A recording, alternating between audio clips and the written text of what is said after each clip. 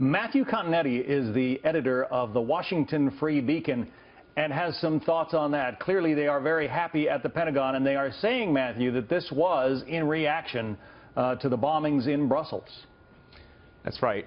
And they have reason to be happy. This is a significant victory in the war on terror. But you just heard the Secretary of Defense say, John, that killing these leaders is necessary, but it's not sufficient. It's not going to solve the problem of ISIS, which still controls territory in Iraq and Syria, nor will it solve the problem of militant Islam, which is greater than any one leader.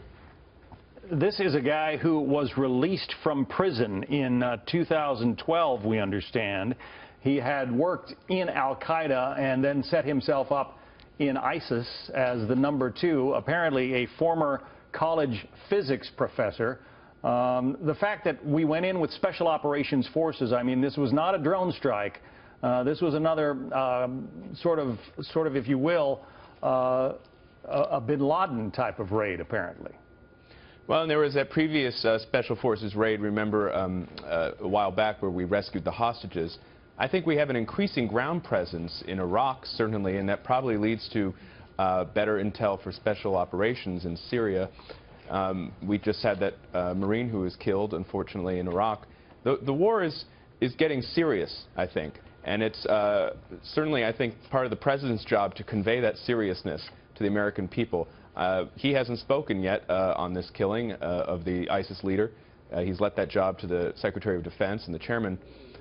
Maybe he'll probably give another speech, I'd imagine, in the coming weeks, responding to criticism that he's too diffident in the face of terror attacks like we saw in Belgium. But it is the kind of thing that the administration seems to have been loath to undertake in large part until now. Most of what's been going on in Syria and Iraq has been obviously drone strikes and you know, some aerial bombardment, but to actually put Special Operations Forces apparently on the ground and take out this target, do you think the administration is turning a page in its approach to taking on ISIL?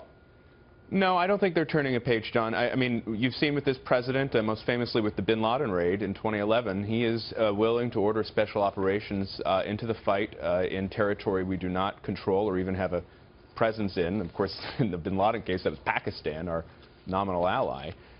I think President Obama's foremost concern is preventing the United States from engaging in a massive ground campaign in Syria and Iraq. And so he will continue to reject the advice of military analysts who say that we need tens of thousands of American troops in the region in order to seriously uproot ISIS from its capital in Syria and from Mosul in Iraq. He'll continue to reject that advice. Unfortunately, I think the only real blow we can strike at ISIS to really undermine its legitimacy is in the Islamic Jihad movement and really set the whole terrorist campaign on its back heels would be to take that black flag down from its capital in Raqqa. Let's turn our attention to those who would replace President Obama, the Republican candidates setting their sights on the next big primary now in Wisconsin, April 5th. 42 delegates up for grabs. A tight race between Trump and Cruz in that state. Ted Cruz is there right now, getting set to hold a town hall meeting at a plastics factory in Oshkosh. Wisconsin Governor Scott Walker staying on the sidelines. He is, of course, out of the race, saying if there is an open convention, it's possible that the GOP nominee might not be one of the three currently running. What do you make of that? Why say that? Is he potentially right? I wonder if Governor Walker thinks that the eventual nominee might have the initials SW. I don't know. I think he's right. Once those delegates become unbound after that first ballot, they could conceivably rally behind anyone. I don't think it will happen, though. I think most likely they'll be choosing between the top 3 delegate vote getters and the #1 delegate vote getter, who will be most likely Donald Trump.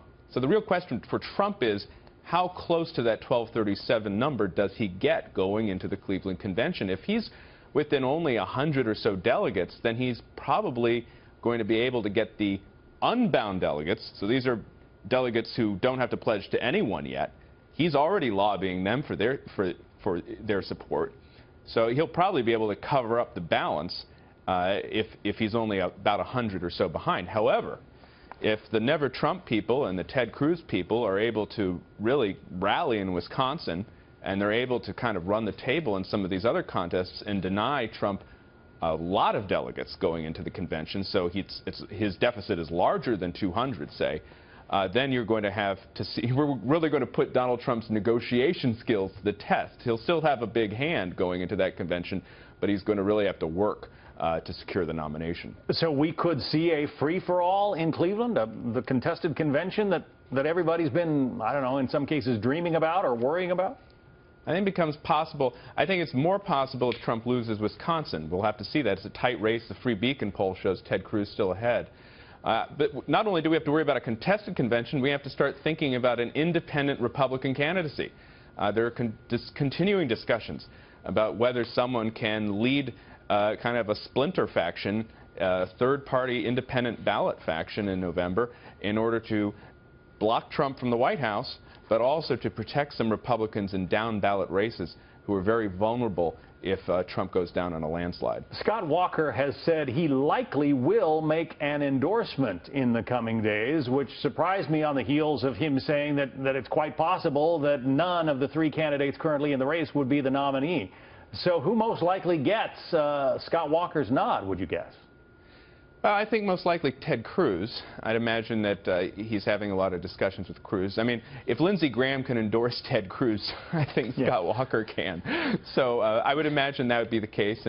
But, you know, a lot of these major important actors in the Republican Party have kind of waited too long to endorse, I think. And so it's a real question of the timing for Governor Walker. When he gets in, does he endorse? Will he campaign for the person he endorses? Or will he kind of just make a de facto endorsement and then record robocalls for whoever he gets behind? That might not be as effective as leaning forward and kind of rallying behind whoever he chooses to support. It is a fascinating year, one in which there were so many governors and former governors in the race. Now you're down to just John Kasich, and most people are saying he doesn't really have a shot at it. Republicans typically like to nominate governors, you know, have since the time of Ronald Reagan and even before. What happened this time?